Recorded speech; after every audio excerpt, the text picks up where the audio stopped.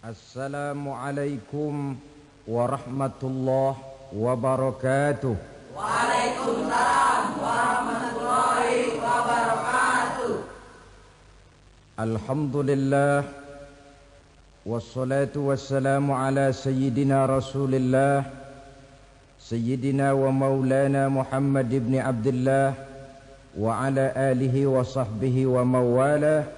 La haula wa la quwwata illa billah, amma ba'du. Bapak-bapak, ibu-ibu, saudara-saudara kaum muslimin rahimakumullah. Pada pertemuan yang lalu sudah saya jelaskan bahwa hidup selalu berakhir dengan kematian. Apabila datang kematian menimpa seseorang, datanglah kiamat baginya. Itu yang disebut dengan kiamat kecil. Hakikatnya mati adalah perpindahan dari kehidupan di dunia ini menuju kehidupan di alam barzakh. Menunggu kita di alam barzakh sampai datangnya saat kiamat. Entah 10 tahun, entah 100 tahun, entah 1000 tahun, hanya Allah saja yang maha tahu. Adapun orang-orang beriman yang melakukan amal kebajikan dalam kehidupan di dunia ini, masa penantian yang lama di alam barzakh buat mereka sebentar saja. Tetapi bagi orang-orang kafir yang ingkar, yang tidak beriman kepada Allah, yang hidup di dunia cuma menumpuk-numpuk dosa, tentu penantian di alam barzakh akan merupakan waktu yang sangat lama. Bukankah dalam kehidupan kita waktu itu memang relatif? Contoh misalnya, bagi pemuda-pemudi yang sedang duduk asyik memadu cinta, waktu 4-5 jam saja rasanya cuma 4-5 menit. Tenggelam oleh keasyikan. Tapi buat orang yang berbaring di rumah sakit, meratap di balik-balik apa itu tembok derita kata lagu, di balik dinding-dinding penjara, sehari bagai seminggu, seminggu rasa sebulan, sebulan boleh jadi rasa setahun. Penantian yang sangat lama. Kapan kiamat itu akan datang? Ini rahasia Allah. Jangankan kita yang orang awam, baginda Nabi sendiri tidak diberitahu oleh Allah kapan kiamat itu akan terjadi. Tetapi sungguh pun demikian, banyak hadis-hadis yang menjelaskan ciri atau tanda-tanda datangnya kiamat. Nah, kalau sudah bicara soal tanda, tanda kiamat itu ada 2. Pertama yang disebut alamatus sughra, tanda-tanda kecil. Ini waktunya masih ada tenggang. Ada yang dinamakan alamatul kubra, tanda-tanda besar. Artinya kiamat sudah diambang pintu. Apa tanda-tanda kecil dari datangnya hari kiamat itu? Misalnya kata Nabi, apabila ilmu sudah diangkat oleh Allah. Artinya apabila ulama sudah banyak wafat, minat orang belajar agama berkurang, lalu kebodohan nampak merajalela di mana-mana, zina dikerjakan secara terbuka, minuman-minuman keras jadi kebanggaan, itu termasuk di antara tanda-tanda kecil terjadinya hari kiamat. Apalagi misalnya iza waladatil ammatu rabbataha, apabila budak sudah melahirkan tuan. Apa maksudnya? Ada yang mentafsirkan apabila anak sudah bisa membudaki orang tuanya. Orang tua yang melahirkan dia, yang membesarkan dia, demi setelah si anak besar jadi orang berpangkat, bertitel, berharta, berkedudukan. Jadilah orang tua itu budaknya. Sehingga sering dibilang kalau orang tua kaya, anak jadi raja. Tapi kalau anak yang kaya, orang tua sering jadi budak. Apalagi munculnya fitnah yang bergelombang, timbul perang antara dua bangsa yang besar, waktu berjalan terasa sangat pendek sekali. Itu merupakan tanda di antara tanda-tanda kiamat. Termasuk di dalamnya sulit membedakan mana laki, mana perempuan. Kan kalau tanda-tanda kayak begini sekarang sudah banyak kita lihat kan? Ulama banyak wafat, penggantinya sulit. Zina dikerjakan berterang-terangan, minuman keras jadi kebanggaan. Banyak anak membudaki orang tuanya, sulit membedakan mana laki mana perempuan. Kadang-kadang dari belakang kita lihat perempuan bener, begitu kita colek nengok jenggotan.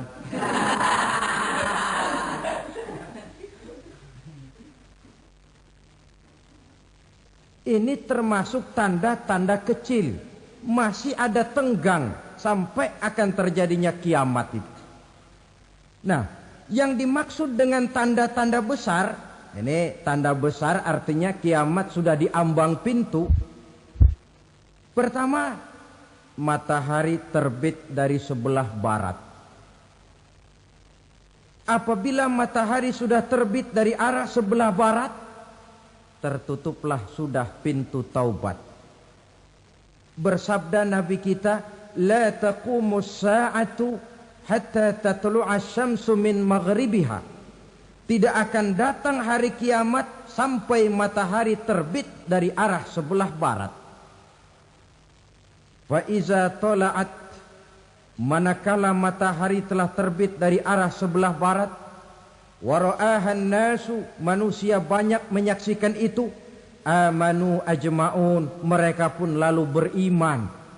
Yang tadinya kafir, yang tadinya ingkar, yang tadinya membangkang, setelah melihat matahari terbit dari sebelah barat, buru-buru beriman, berlomba-lomba mengucap dua kalimat syahadat. Tapi apa yang terjadi? Kata Nabi, wadzalika hina la yanfa'u nafsan imanuha lam takun amanat min qabl.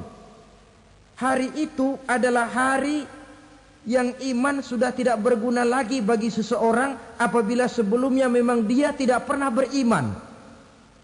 Au kasabat fi imaniha khaira, atau beriman tetapi tidak pernah melakukan kebajikan di dalam keimanannya itu.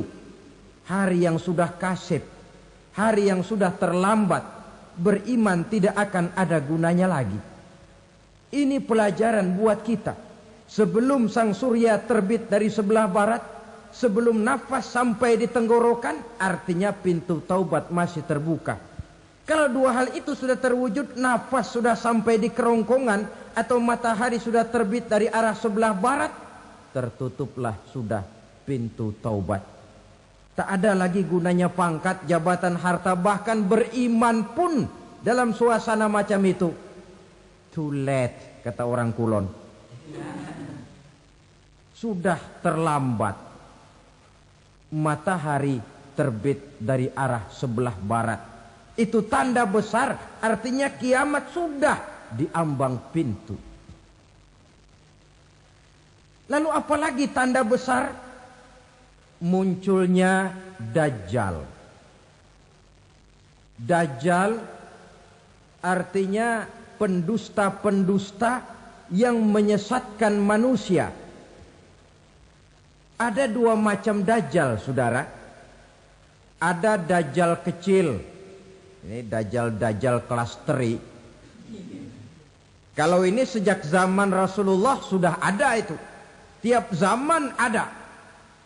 Di zaman Rasulullah misalnya ada yang bernama Aswad al-Unsi dari Yaman. Ada yang namanya Musailamah Al-Kazzab dari Yamamah. Ada yang namanya Ibnu Sayyad dari Madinah. Ini dajjal-dajjal di zaman Rasul. Musailamatul Kazzab memproklamirkan diri jadi nabi dia. Di zaman Rasul masih hidup. Ini dajjal zaman Nabi. Di zaman sahabat muncul dajjal-dajjal. Di zaman kita sekarang ini dajjal-dajjal pun gentayangan. Dajjal-dajjal kelas teri. Kerjanya mendustakan manusia, menyesatkan manusia, memalingkan manusia dari jalan yang benar dan diridhoi oleh Allah Subhanahu wa taala. Adapun yang merupakan tanda besar dari datangnya kiamat, dajjal-dajjal kelas kakap. Pembohong-pembohong besar yang menyesatkan masyarakat manusia berpaling dari jalan Allah mengikuti jalan mereka. Apa sih ciri dajjal itu? Kata Nabi dalam hadis Bukhari Muslim, "Inna dajjala", sesungguhnya yang namanya dajjal itu yakhruju, satu saat akan muncul mendekati hari kiamat. Wa inna ma'ahu ma'an, si dajjal ini membawa air. Wa naran, dan juga membawa api. Dua simbol. Di tangan yang satu dia bawa air, di tangan yang satu dia bawa api. Wa ammal ladzi yarahu an-nasu ma'an fanarun. Adapun yang orang banyak lihat air, hakikatnya adalah api. Yang dilihat api, hakikatnya adalah air. Oleh sebab itu, kalau api yang ditawarkan, ambillah air. Kalau air yang ditawarkan, pilihlah api. Maksudnya apa ini? Ini bahasa simbol, saudara-saudara. Dajjal bicaranya seolah-olah untuk kepentingan manusia. Menawarkan surga. Surga yang dia tawarkan hakikatnya neraka. Hai manusia, kalau kau mau bahagia, jangan dekat-dekat dengan agama. Solat itu tidak efektif dan efisien, tidak produktif dari segi ekonomi itu. Menghadiri majelis taklim cuma buang-buang waktu. Tahajud, tasbih, tahlil, baca Quran, apa itu? Pekerjaan mubazir saja. Hidup ini cuma sekali, masa yang cuma sekali, manfaatkan dengan sebaik-baiknya. Mumpung, dibawanya sifat mumpung tetapi dalam pengertian yang sangat negatif. Bicaranya seolah-olah untuk kepentingan manusia, tetapi sebenarnya menjerumuskan manusia. Menawarkan air, tapi sebenarnya api. Menawarkan api, tapi hakikatnya air. Buat apa kamu sholat? Buat apa kamu bayar zakat? Buat apa kamu puasa? Surga yang dicanangkan Dajjal, hakikatnya neraka. Neraka yang digambarkan Dajjal, pada dasarnya adalah surga. Jadi memutarbalikkan fakta itu kerjaan Dajjal. Yang hak jadi batil, yang batil dibilang hak, yang benar jadi salah, yang salah malah jadi benar. Tuntunan disuruh jadi tontonan, tontonan malah menjadi tuntunan. Itu pekerjaan Dajjal profesinya. Zamannya Nabi Adam, Dajjalnya kan iblis. Betul? Betul. Apa sih gang kerayuan iblis itu? Allah setelah menciptakan Nabi Adam kan bilang, Adam, kau dan istrimu Hawa tinggal di surga ini. Seluruh fasilitas yang ada di surga persilahkan kau nikmati. Satu yang tidak boleh, jangan coba-coba dekati pohon khuldi. Dekat saja jangan, apalagi sampai memetiknya. Datang Dajjal yang namanya iblis ini. Adam, kamu tahu nggak kenapa tidak boleh makan buah khuldi? Ya nggak tahu, pokoknya saya dilarang. Bodoh kamu Dam. Khuldun artinya kekal. Kalau kamu makan itu buah, kau akan kekal di surga buat selamanya. Allah tidak kepengen, maka dilarang kamu makan buah khuldi. Kalau kau ingin kekal di surga Adam, makan saja. Saya bicara begini ini untuk kepentingan kamu Adam. Ini kan ciri-ciri Dajjal. Bicaranya sih seolah-olah untuk kepentingan Nabi Adam, hakikat sebenarnya menjerumuskan Nabi Adam supaya ingkar dan melanggar larangan dari Allah Subhanahu wa ta'ala. Jadi setelah muncul Dajjal, timbul kekacauan-kekacauan di masyarakat. Banyak yang terpengaruh, terpedaya dan terpesona. Termasuk mereka yang memproklamirkan diri jadi nabi. Mereka yang memproklamirkan diri jadi rasul di zaman sesudah Rasulullah wafat. Itu adalah Dajjal-Dajjal. Maka saya ingatkan, kalau di zaman kita sekarang ini ada orang ngaku jadi nabi, ada orang ngaku jadi rasul, biar bahasa Arabnya kental, Quran hafal, hadis ribuan hadis hafal, biar pakai serban sampai menyengser ke tanah, bahasa Arabnya fasih, tapi dia mengaku jadi nabi, jadi rasul, kita umat Islam wajib tidak percaya. Wajib untuk tidak percaya. Itulah Dajjal-Dajjal zaman kita sekarang ini. Tidak mustahil mereka datang mempengaruhi orang awam supaya berpaling dari Rasulullah, mengikuti mereka. Nah, di akhir zaman nanti, mendekati hari kiamat, Dajjal ini muncul. Dajjal kelas kakap, menyesatkan masyarakat manusia untuk berpaling dari Islam, mengikuti seruan mereka. Apalagi di antara datangnya kiamat itu, tanda yang besar itu, turunnya Nabiullah Isa Al-Masih, putra Maryam. Menurut berbagai hadis yang sahih, Nabi Isa Al-Masih nanti akan turun lagi. Tidak membawa risalah yang baru, tapi meluruskan risalah Islam ini yang telah banyak ditinggalkan oleh masyarakat.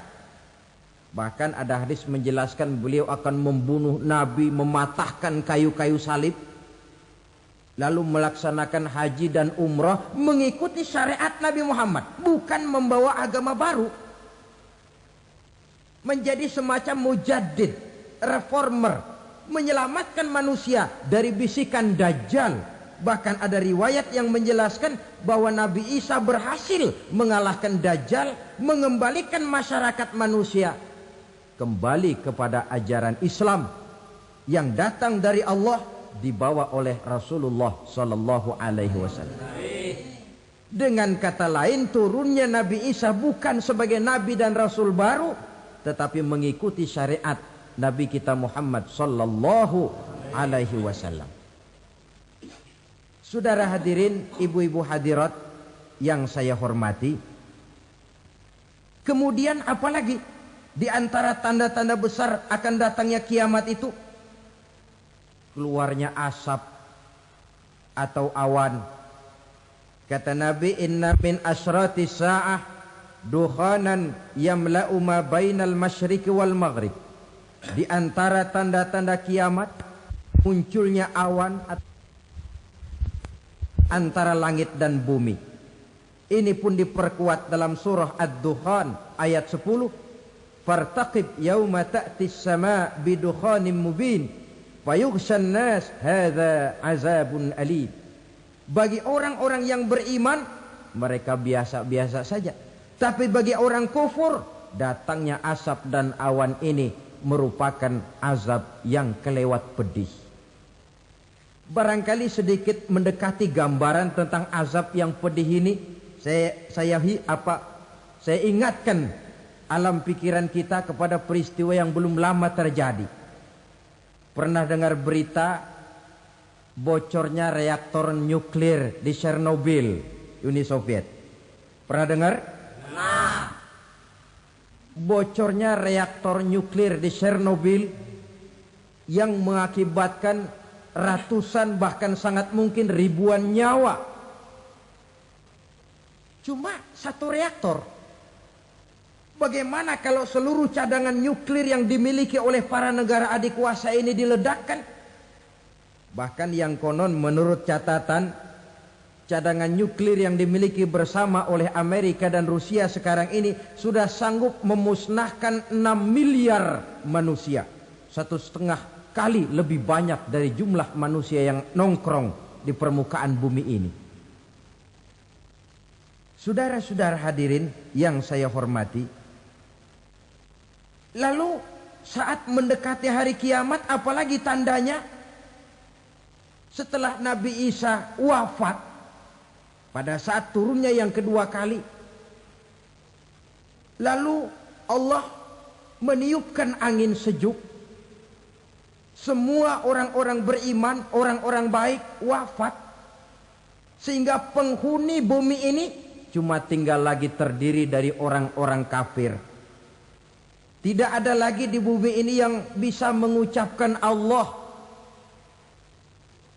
Sehingga dalam hadis qudsi itu ada keterangan, Innallaha azza wa jalla yaqulu li Israfil.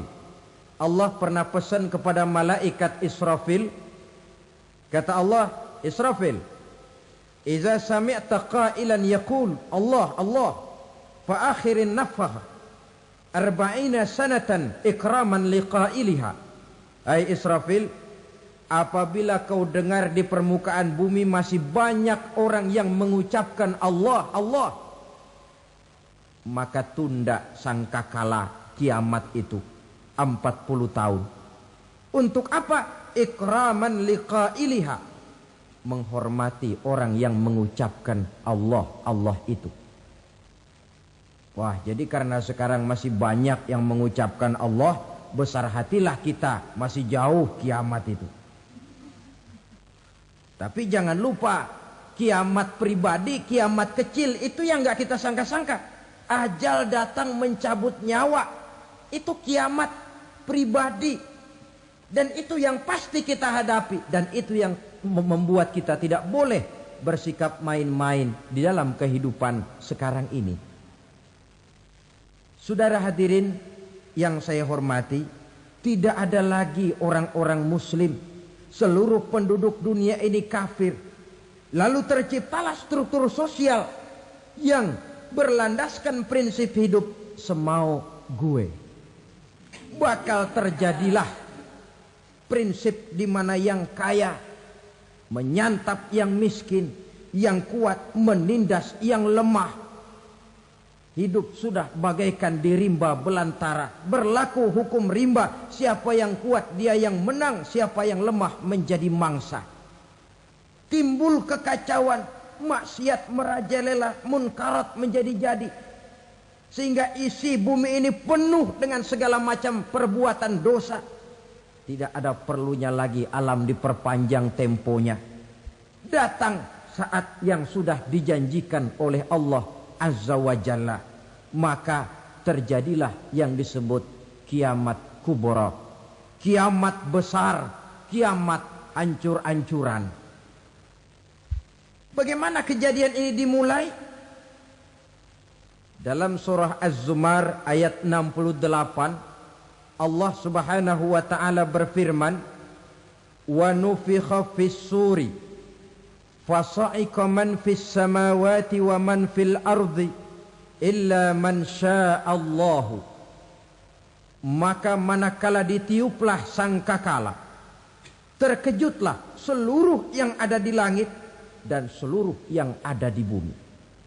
Bila saat kiamat datang, Allah perintah malaikat Israfil, Israfil, tiup sangkakalamu.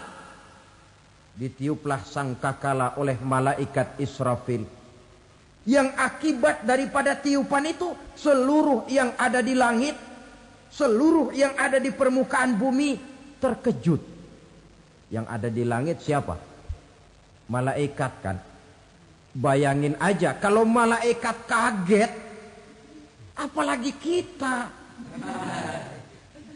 Terkejut seluruh makhluk yang ada di bumi, yang ada di langit mendengar suara sangkakala itu. Bunyinya tidak sanggup kita bayangkan dahsyatnya. Ledakan nuklir, ledakan neutron, belum apa-apa ketimbang bunyi sangkakala malaikat Israfil ini. Nah, lalu mendengar bunyi sangkakala ini, gemparlah makhluk, kacaulah alam. Bumi gempa, planet-planet bertabrakan, gunung meletus, air laut tumpah ke darat, angin topan bertiup, halilintar menyambar. Lalu semua yang bernama hidup mati total. Mati bareng tanpa persiapan. La haula wala quwata illa billah. Saya kadang-kadang dalam tafakur bermohon, ya Allah, mudah-mudahan saya enggak nemuin kiamat beneran. Ngeri. Tidak bisa kita bayangkan macam apa suasana seperti itu. Allah saja banyak memberikan gambaran, misalnya Al-Qari'ah, wa mal qari'ah, wa ma adraka mal qari'ah. Kejadian yang menggemparkan. Tahukah kamu apa kejadian yang menggemparkan itu? Yauma yakunun nasu kal farasil mabsus wa takunul jibalu kal ihnil manfus. Pada saat itu manusia berterbangan bagai kupu-kupu. Gunung berterbangan seperti kapas ditiup angin. Gunung saja macam kapas, konon lagi manusia. Kematian total, mulai semut sampai gajah mati. Jin mati, iblis mati, malaikat mati. Malaikat saja mati. Saudara hadirin yang saya hormati, kematian total yang tanpa persiapan. Orang bilang, Pak, kalau mati bareng begitu yang repot malaikat maut dong ya. Cabut sana, cabut sini. Itu kalau menurut logika kita. Mestinya begitu menurut logika. Tapi logika juga yang nggak perlu serepot itu. Sebab untuk mematikan listrik di wilayah DKI, di wilayah Jakarta, nggak perlu tiap rumah didatengin, matiin, ya lama.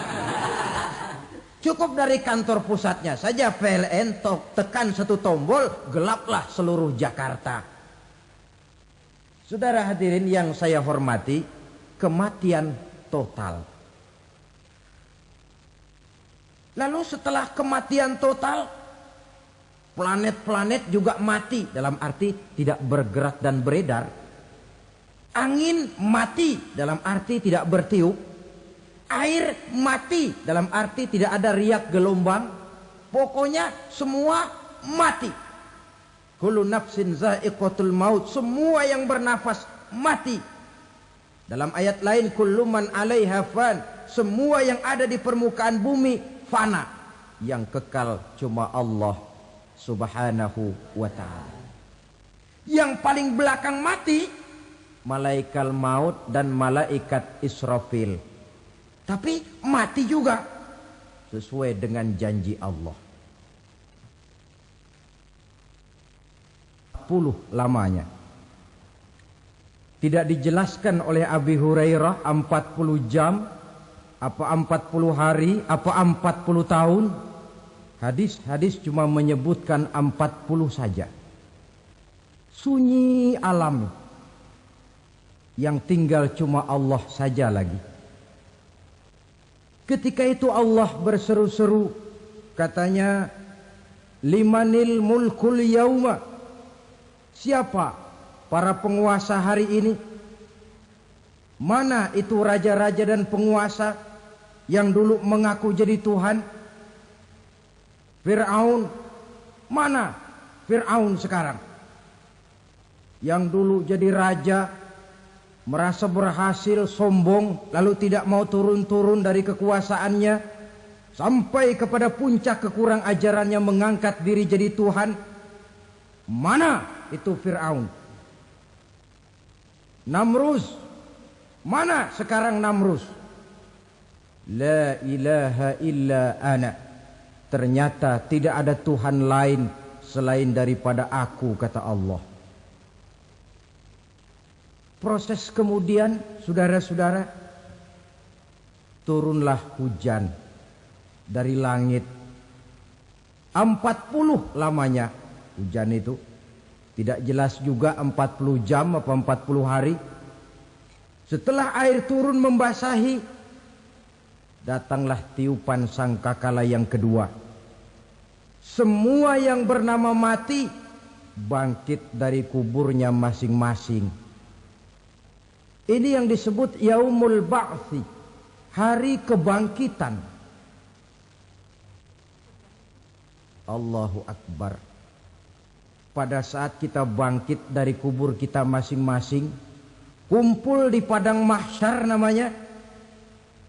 Bayangin aja, saya sendiri nggak sanggup bayangin. Manusia sejak zaman Adam sampai zaman kiamat kumpul bareng di tempat sama. Berapa banyaknya itu?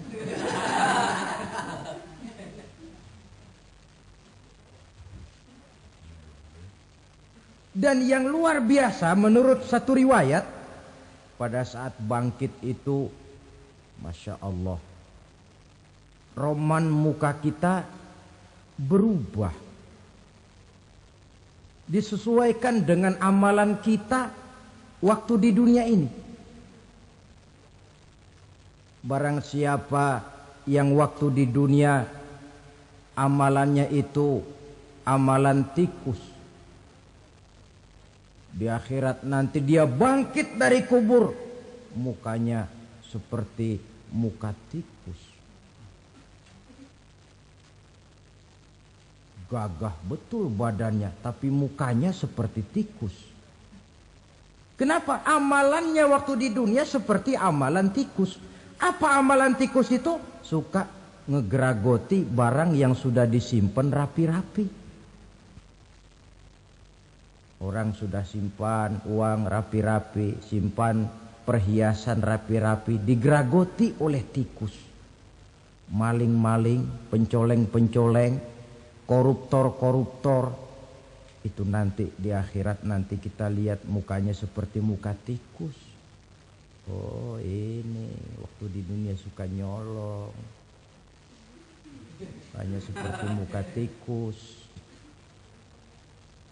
Barang siapa yang waktu di dunia ini amalannya itu amalan macan, dia akan bangkit nanti mukanya seperti muka macan. Apa amalan macan? Macan itu amalannya menang-menangan. Orang yang mau menang saja nggak mau mengalah. Coba lihat di hutan. Kenal hutan nggak? Di hutan, raja hutan di mana-mana pasti macan. Betul kan? Betul. Padahal hutan belum pernah bikin pemilihan umum. Tapi macan tidak peduli ada pemilihan umum apa tidak, pokok saya raja. Sebab apa? Macan jadi raja itu bukan karena benar, tapi karena kuat jadi raja. Setelah dia jadi raja, rakyat hutan yang mesti dilindungi malah dimakan oleh raja macan. Kambing rakyat hutan dimakan oleh macan. Ayam rakyat hutan dimakan oleh macan. Itu nanti kita lihat di akhirat itu mukanya seperti muka macan, gagah betul. Lalu barang siapa yang di dunia ini amalannya itu seperti amalan anjing, nanti dia punya muka seperti muka anjing. Apa amalan anjing? Pertama, anjing itu kalau disuruh jaga rumah, dia tidak bisa membedakan mana maling, mana tamu. Biar yang datang maling, kalau bawa tulang, anjing kalem. Yang kedua, anjing itu akan setia kepada siapa saja yang memberinya roti. Siapa yang memberinya roti, itulah majikannya. Apa kata majikannya, pasti dia laksanakan. Soal benar atau salah dia tidak peduli. Setelah anjing dapat roti, dia tidak punya pilihan lain kecuali bilang, abdi mah kumaha juragan wae ayeuna mah.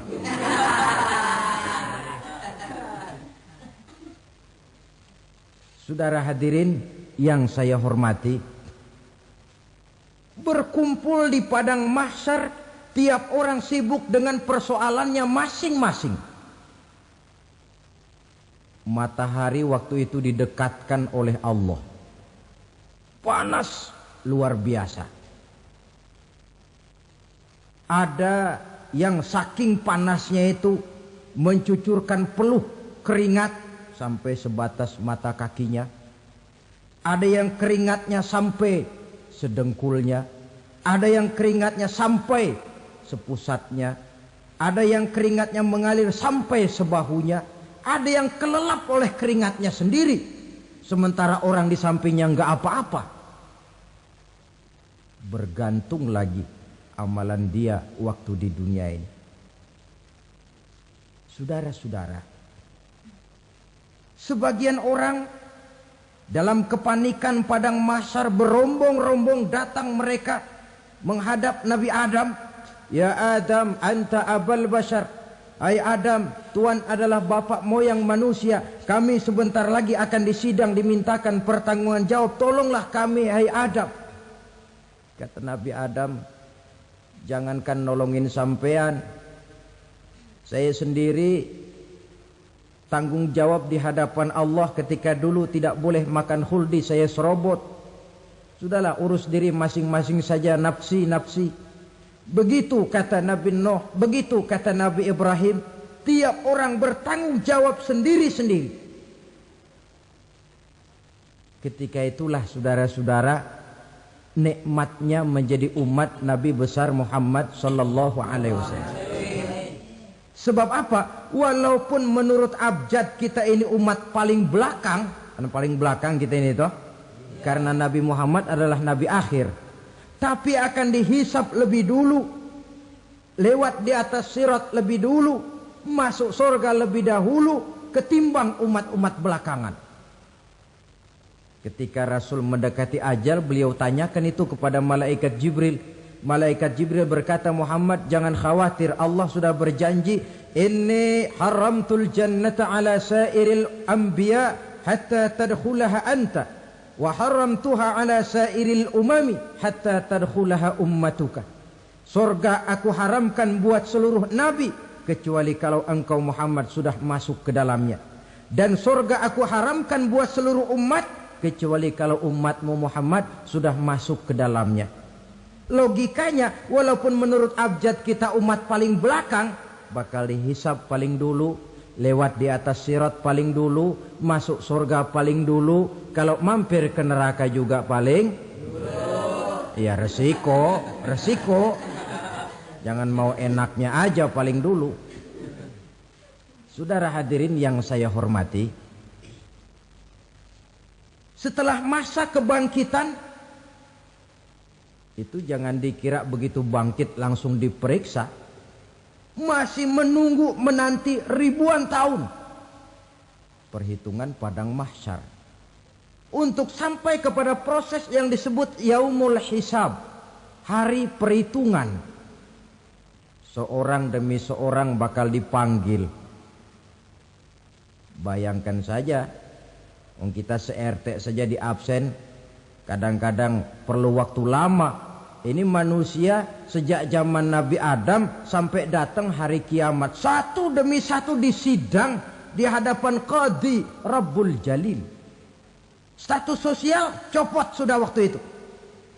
Yang pernah jadi hartawan di situ tidak lagi kelihatan kehartawanannya.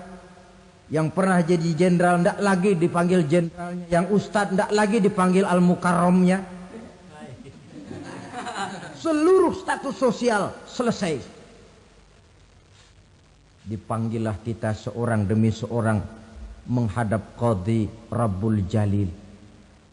Bagaimana proses penghisaban itu? Pertama proses tanya jawab. Di antaranya ada hadis menyatakan lan tazula qadama 'abdin yaumal qiyamah hatta yus'ala an arba'i khisalin. Besok di hari kiamat tidak akan bergeser telapak kaki seorang hamba sampai dia ditanya lebih dulu tentang 4 persoalan. Tentang ilmunya. Kemana ilmu itu diamalkan? Tentang umurnya. Di mana umur itu dihabiskan? Tentang masa mudanya. Kemana masa muda itu dipakai? tentang hartanya, dari mana harta itu didapat dan kemana harta itu dibelanjakan.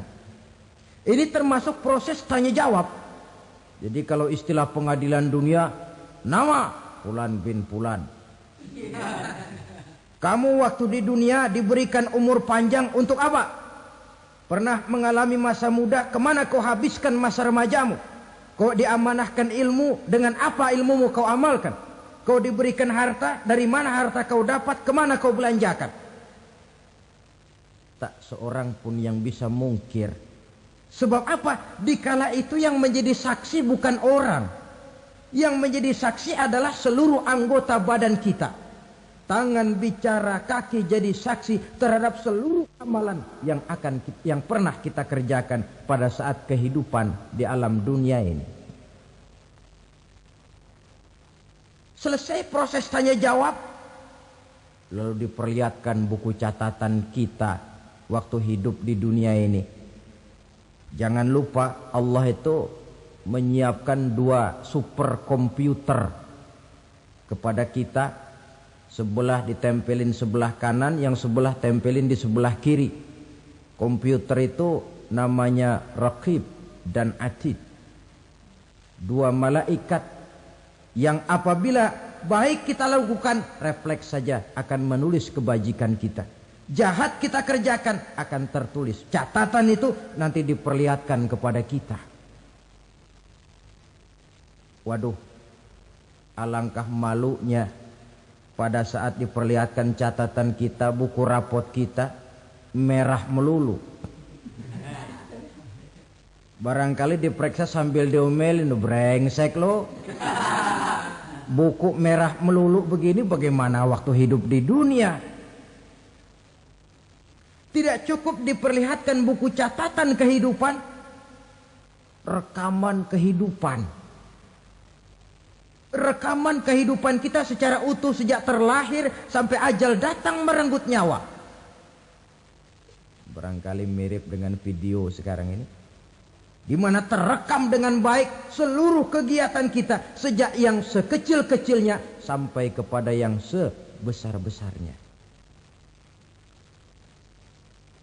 Untuk kemudian kita pun menerima balasan. In khairan fa khairun wa in syarran fa syarrun. Kalau baik ya baik balasannya, kalau jahat ya jahat juga balasannya. Catatan-catatan kita diberikan.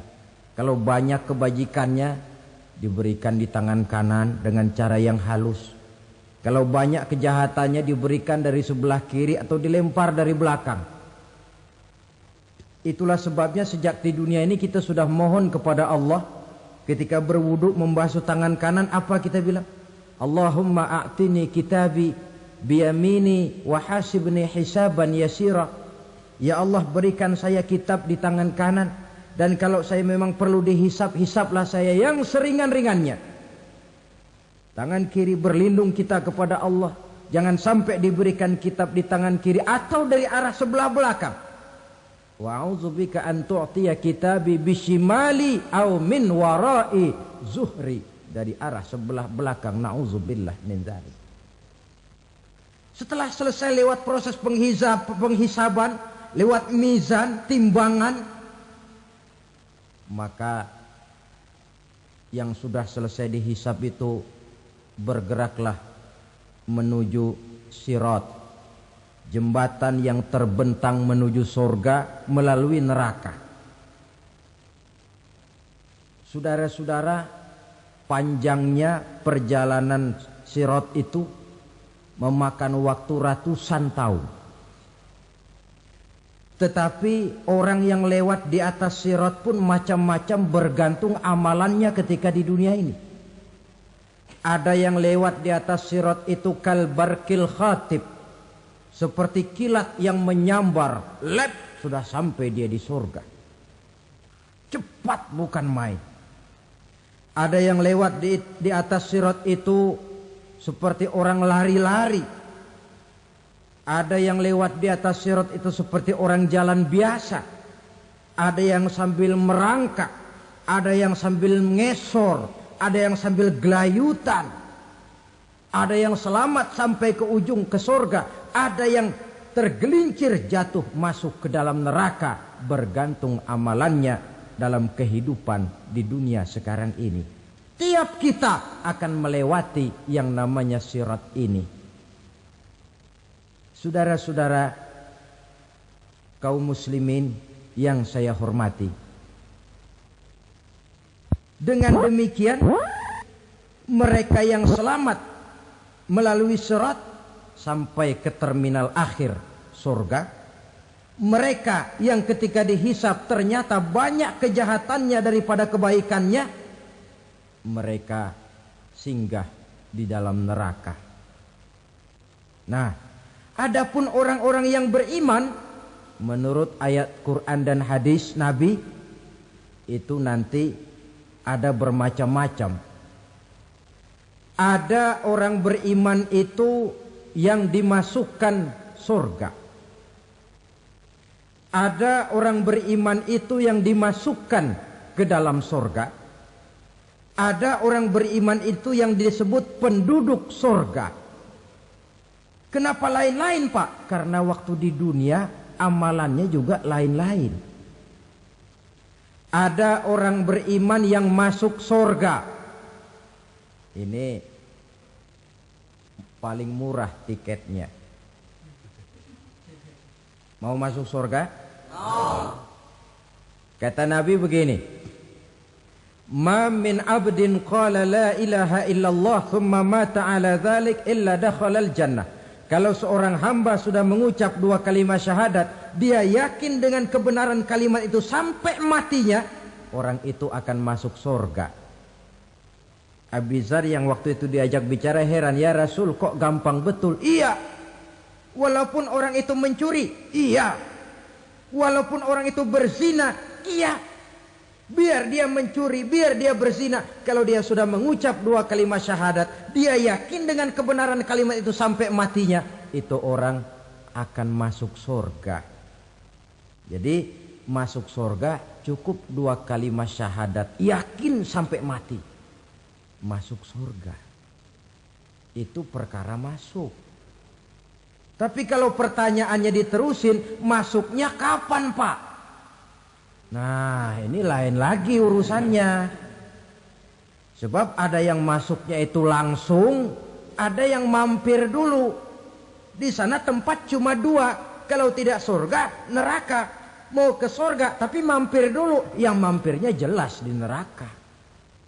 Kenapa? Dalam hadis qudsi ada riwayat, nanti itu di akhirat, setelah Allah selesai mengatur penduduk surga masuk surga, yang neraka masuk neraka, Allah berkata kepada malaikat Malik, malaikat Malik, labaik ya Allah, itu bajingan-bajingan tengik, manusia-manusia durjana yang waktu di dunia tidak mau sujud, jauh dari ulama, gemar melakukan yang munkarat dan maksiat, hidup di tengah masyarakat selalu jadi bibit keonaran, kufur, sudah masuk neraka semua.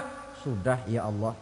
Nah, kalau sudah, coba sekarang kamu masuk, Malik. Saya, iya, masuk neraka. Mau apa ya Allah? Kata Allah, akhriju minan nar man kana fi qalbihi misqala habbatin min khardalin min iman. Kau masuk neraka, cari di dalam neraka orang-orang yang ada imannya walaupun kecil sebesar biji zarah, angkat mereka keluar. Masuk malaikat Malik ke neraka, cari orang yang ada imannya, korek-korek. Ya repot, udah pada gosong. Yang ada imannya diangkat ke atas, yang ada imannya diangkat ke atas. Lalu dimandikan di Nahrul Hayat, namanya sungai kehidupan di akhirat nanti. Cakep lagi rupanya, bersih lagi wajahnya, apel di hadapan Allah. Kata Allah, bagaimana mas? Kapok enggak sampean? Kapok ya Allah. Nah, kalau kapok, idhab fadkhulil jannah, pergi masuk surga sana. Berangkat mereka ke surga. ketemu sama temen-temennya yang udah sampai lebih dulu, yang nggak pakai mampir lagi. Terjadi dialog. Kata teman-temannya yang udah pada nyampe duluan, "Mas, iya, emang baru sampai?" "Oh, saya baru sampai." "Memang mampir di mana dulu, Mas? Kita sudah lama sampai di surga." Saudara buka surah Al-Muddatsir ayat 34-35. "Ma salakakum fis saqar?" Kenapa kamu mampir di neraka Saqar? Qalu lam naku minal musallin. Mereka menjawab, kami mampir di neraka Saqar, Mas, gara-gara dulunya kami waktu di dunia ndak pernah sholat. Ndak pernah sholat? Ndak pernah. Kan rumahnya dekat masjid. Cuma dekat doang, Mas. Sholat mah enggak saya. Nggak pernah ngasih makan fakir miskin, nggak pernah hadir di majelis taklim, pendeknya nggak pernah melakukan kebajikan, maka saya pun mampir di neraka Saqar. Untung betul saya punya iman, Mas, sedikit. Waktu hidup di dunia dulu saya pernah mengucap 2 kalimat syahadat, sekali-kalinya waktu mau kawin. Masya Allah. Untung saja kawin, kalau nggak kawin polos.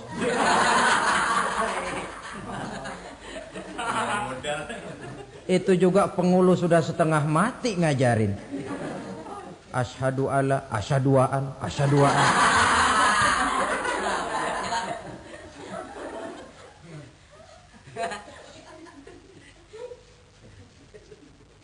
Ini namanya masuk surga, ada mampir dulu. Ada pula orang mukmin itu yang dimasukkan surga. Namanya dimasukkan kan terima beres. Saya masuk ke rumah, jalan sendiri, cari tempat sendiri. Saya dimasukkan ke dalam rumah, terima beres, pokok ada di dalam, itu dimasukkan namanya. Nggak pakai mampir. Tapi tentu tiketnya lebih mahal ketimbang yang pertama tadi. Apa kata Allah? Innal ladzina amanu wa amilus salihat la ukaffiranna anhum sayyi'atihim wa la udkhilannahum jannah. Sesungguhnya orang-orang yang beriman kemudian beramal soleh, kami hapuskan segala dosa dan kesalahannya, kami masukkan mereka ke dalam surga. Lihat ayatnya, Allah yang memasukkan, kita yang dimasukkan. Tidak pakai transit, tidak usah mampir. Cuma tidak cukup syahadat, tidak cukup amanu, tapi diiringi dengan wa'amilus salih. Iman, amal. Tidak cukup syahadat, lalu dibuktikan dia sholat, dia zakat, puasa, lalu dia melakukan berbagai macam kebajikan. Ini yang menyebabkan dia tidak pakai mampir di tempat yang bernama Saqar. Lalu ada pula orang mukmin itu yang disebut penduduk surga. Wah, ini sudah VIP ini. Ashabul jannah, penduduk surga. Siapa mereka? Kata Allah, innal ladzina amanu summa istaqamu fala khaufun 'alaihim wala hum yahzanun ulaika ashabul jannah hum fiha khalidun. Sesungguhnya orang-orang yang beriman lalu istiqamah, tetap dalam melaksanakan perintah Allah, tidak goyah, tidak labil tapi stabil, istiqamah, mereka tidak takut dan tidak bersedih hati. Merekalah penduduk surga. Iman, istiqamah. Tidak punya duit, sembayang. Banyak duit, sembayang. Miskin, sembayang. Kaya, tetap sembayang. Istiqamah. Kadang orang kalau susah rajin ke masjid, banyak duitnya ngelihat masjid melengos. Waktu miskin hamba Allah, setelah kaya jadi hamba harta. Bergeser, tidak ada nilai istiqomahnya. Saudara-saudara, dengan begitu penduduk neraka itu dua. Ada penduduk permanen, ada penduduk yang semi permanen. Yang semi permanen orang-orang beriman yang mempunyai dosa besar. Mereka masuk ke neraka untuk menerima azab sesuai dengan dosanya. Bila selesai masa azab itu, mereka akan diangkat untuk ditempatkan kembali ke dalam surganya Allah Subhanahu wa ta'ala. Nah, dikala itulah saudara-saudara, ada yang disebut syafaat dari Rasulullah Sallallahu Alaihi Wasallam. Tapi tentu jangan lupa, syafaat ini ibarat kain menambal dia. Kita punya kain bolong-bolong sedikit, syafaat yang menambal. Solat kita ada kurang dikit, sedekah kita ada campur riak dikit, amalan kita ada tidak karena Allah dikit. Kita berharap syafaat. Jadi biarlah kain masih bolong-bolong, yang penting punya kain. Tapi kalau kainnya tidak ada, yang ditambal apanya? Solat tidak, puasa tidak, zakat tidak, berharap syafaat saja. Ya, terlalu berlebihan itu. Saudara hadirin yang saya hormati, apabila selesai proses penghisaban, proses penghitungan, maka dikala itulah manusia terbagi dalam dua kelompok besar. Fariqun fil jannah wa fariqun fis sa'ir. Sekelompok orang-orang beruntung yang masuk ke dalam surga, dan sekelompok lagi masuk ke dalam neraka. Akan memakan waktu untuk menceritakan sifat surga dan neraka, tapi insya Allah pada kesempatan pertemuan lain saya sampaikan. Namun sebagai gambaran umum cukuplah saya sampaikan sebuah hadis qudsi. Allah jelaskan, a'dadtu li'ibadiyas salihin ma la 'ainun ra'at wa la uzunun sami'at wa la khatara fi qalbil bashar. Aku sediakan buat hamba-hambaku yang soleh, yang tidak pernah terlihat oleh mata, tidak pernah terdengar oleh telinga, dan belum pernah terdetik dalam hati manusia. Jadi kenikmatan surga belum pernah dilihat mata, belum pernah didengar telinga, belum pernah terdetik dalam hati. Pedihnya azab neraka belum pernah terlihat mata, belum pernah terdengar telinga, belum pernah terdetik dalam hati. Saudara hadirin yang saya hormati, oleh karena itu sebagai uraian akhir daripada kiamat ini, marilah sama-sama kita memanfaatkan hidup dengan sebaik-baiknya, supaya jangan timbul penyesalan di hari kemudian nanti. Mudah-mudahan kita seluruhnya diselamatkan Allah dari azab neraka dan mendapat surga dan ridhonya. Sekian dan demikianlah pertemuan kita kali ini. Terima kasih banyak atas segala perhatian. Mohon maaf atas segala kekurangan. Usikum wa nafsi bitaqwallah. Wassalamualaikum warahmatullahi wabarakatuh. Waalaikumsalam.